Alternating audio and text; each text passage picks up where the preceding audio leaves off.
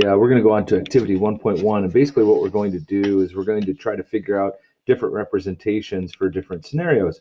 So the Student Government Association at the middle school is creating an urban garden for their school. They divided up into groups to design different parts of the garden and were asked to describe their project, create an equation to model part of their design or to answer a question about their design, and then sketch a graph of that equation.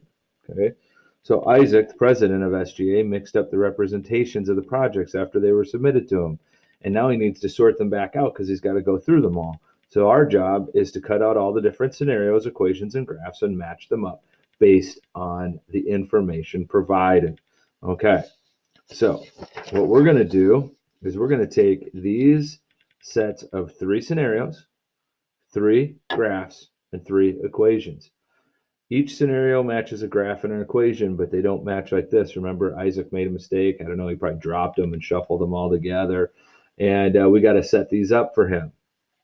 Group A is designing a garden that includes fresh herbs and circular beds.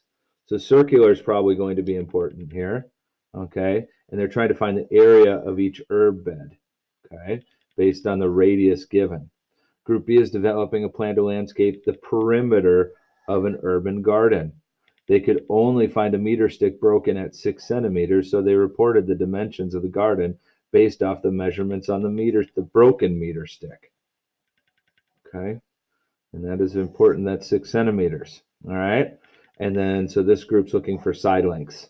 And then group C is dividing into vegetable patches, and they're going to be rectangular, and they'll be 5 by 8.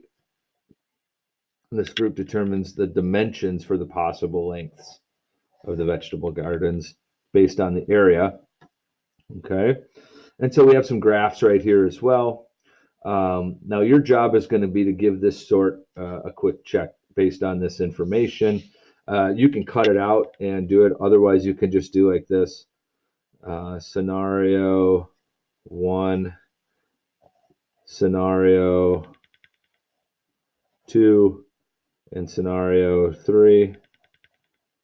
If you don't want to cut it out or you didn't print it, just go ahead and get a notebook, write down the 3 scenarios. This is 1, 2, and 3. And then you can just say A, B, C, A, B, C, and then you can match the graph and the equation for both.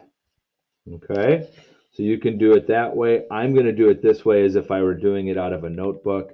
Right now, things that you're looking for: circular, which one of these graphs would look more circular? Which one of these equations would be the area of a circle? This one is a length, and it starts at 6 centimeters because it's broken. So which one of these graphs would tell you it's a length, it's linear, and it starts at 6 centimeters? And then which one of these equations would do so? And then finally, group C, it's a 5 inches wide for every 8 inches long. So which one of these would tell you the area, potential area based on the different dimensions for each of those? So that's pretty much it. Play, mix, and match, and then we'll come back together and do it together. Use the information gathered. We'll go over it together after.